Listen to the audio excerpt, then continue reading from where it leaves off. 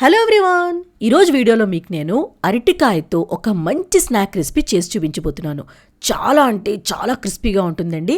దీన్ని మీరు అరటికాయ బజ్జీ అనుకోవచ్చు, అరటికాయ పకోడీ అని కూడా అనుకోవచ్చు. బట్ కొంచెం డిఫరెంట్గా ఉంటుంది. బట్ టేస్ట్ అయితే సూపర్గా ఉంటుందండి. తినే కొద్దీ తినాలనిపిస్తుంది అనమాట, అంత రుచిగా ఉంటుంది.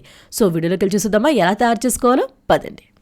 ముందుగా అరటికాయలు తీసుకోవాలి. నేను ఇక్కడ 2 అరటికాయలు తీసుకున్నానండి, మీడియం సైజువి. ఇప్పుడు అరటికాయల్ని కట్ చేసుకోవాలన్నమాట.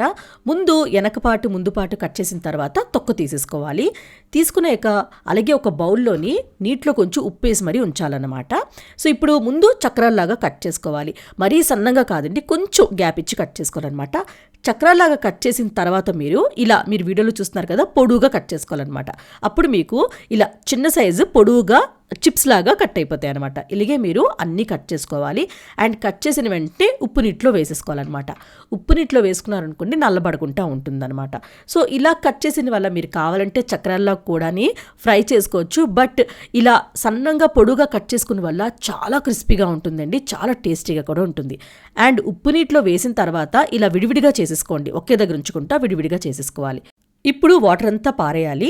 పారేసిన తర్వాత తగినంత ఉప్పు వేసుకోవాలి. నేను ఇక్కడ 1 టీ స్పూన్ వేసుకున్నానండి. ఉప్పు అనేది మీ టేస్ట్ ప్రకారంగా మీరు వేసుకోవచ్చు. అలాగే కారం వేసుకోవాలి. కారం నేను 1 టేబుల్ స్పూన్ వేసుకున్నాను. కారం కూడా మీకు నచ్చితే మీరు కొంచెం ఎక్కువ వేసుకోవచ్చు. అలాగే కొంచెం అంటే 1/2 టీ స్పూన్ అంతా పసుపు, 1 టీ స్పూన్ గరం మసాలా, కరివేపాకు చిన్నగా కట్ చేసుకొని తీసుకోవాలి. కరివేపాకు వేసుకుంటే చాలా రుచిగా ఉంటుందండి. అలాగే అల్లం వెల్లుల్లిపాయ పేస్ట్ వేసుకొని ఇదంతా బాగా కలిసినట్టు కలుపుకోవాలన్నమాట. ఈ మసాలా అంతా అరటికాయ ముక్కలకి బాగా పట్టాలన్నమాట. అలా కలుపుకోవాలి. కలిపిన తర్వాత మీరు బియ్యం పిండి ఒక 2 టేబుల్ స్పూన్లు వేసుకోవాలి. అలాగే శనగపిండి ఒక 2 టేబుల్ స్పూన్లు వేసుకోవాలి ముందనమాట. సో వేసిన తర్వాత కొంచెం కొత్తిమీర కూడా కట్ చేసుకొని వేసుకోండి, చాలా రుచిగా ఉంటుంది.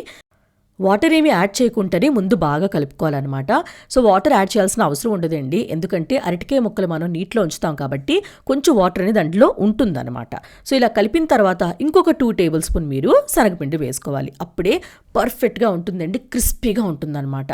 సో డ్రైగా ఉండాలన్నమాట, అంటే మరీ మీకు వాటరీగా ఉండకూడదు, అంటే గట్టిగా ఉండాలన్నమాట. పిండి అనేది చూస్తున్నారు కదా వీడియోలో, ఇలా ఉండాలన్నమాట. సో ఇది రెడీ అయిపోయింది కదా. ఇప్పుడు ఒక కడాయి తీసుకొని అందులోని ఆయిల్ వేసుకోవాలి. మరి ఎక్కువ ఆయిల్ వేసుకోకండి, వేస్ట్ అయిపోతుంది. కొంచెం ఆయిల్ వేసుకోండి. సో ఆయిల్ కూడా ఎక్కువ పీల్చదండి ఇది, అంటే వేస్ట్ అవ్వదనమాట.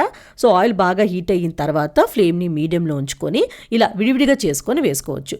మీరు కావాలంటే చిన్న చిన్న పకోడీలా కూడా వేసుకోవచ్చు. విడివిడిగా వేసుకుంటే ఇంకా క్రిస్పీగా అనిపించిందండి, అందుకే నేను విడివిడిగా వేసుకున్నాను. సో వేసిన తర్వాత ఇలా పొంగు కొంచెం తగ్గి ఇది క్రిస్పీగా అయిన తర్వాత ఇటు అటు టర్న్ చేసుకొని అన్ని వైపులు క్రిస్పీగా అయిన వరకు ఫ్రై చేసుకోవాలన్నమాట. ఇలా ఫ్రై అయిన వెంటనే ఇవన్నీ తీసేసుకొని ఒక గిన్నెలో వేసేసుకోవాలి. అలాగే మీరు రిమైనింగ్ దాంతో కూడా మళ్ళీ ఫ్లేమ్ని కొంచెం హై చేసి హీట్ అయిన తర్వాత ఫ్లేమ్ని మీడియంలో ఉంచుకొని ఫ్రై చేసుకోవాలన్నమాట.